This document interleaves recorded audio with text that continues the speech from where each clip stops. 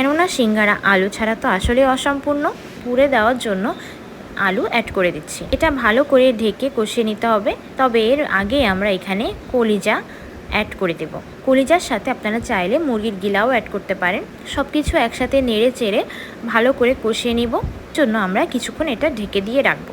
লো ফ্লেমে কিছুক্ষণ কষিয়ে নিতে হবে। তারপর যদি এরপরও এক্সট্রা লবণ লাগে আপনারা চাইলে আরেকটু লবণ অ্যাড করে দিতে পারেন। সেটা আপনাদের স্বাদ অনুযায়ী দিন। আর এটার মধ্যে এ পর্যায়ে 1 চামচ হলুদ অ্যাড করে দিচ্ছি। এখন ভালো করে এটাকে মিক্স করে নিচ্ছি। আমরা কষানোর মধ্যে 2টো তেজপাতা অ্যাড করে দিয়েছিলাম। এরপর ঢাকনা তুলে ভালো করে কষানো হলে এটার মধ্যে জল অ্যাড করে দেব। এটা যখন ভুনা ভুনা হয়ে আসবে তখন এটার মধ্যে কিছু ধনেপাতা আর কাঁচা ঝাল অ্যাড করে দিচ্ছে। কিন্তু দেখতে যেমন ডেলিশিয়াস, খেতে কিন্তু ততটাই সুন্দর। এখন এটা অল্প নেড়ে চেড়ে গরম মশলা দিয়ে তুলে ফেলবো। এখন সিঙ্গারা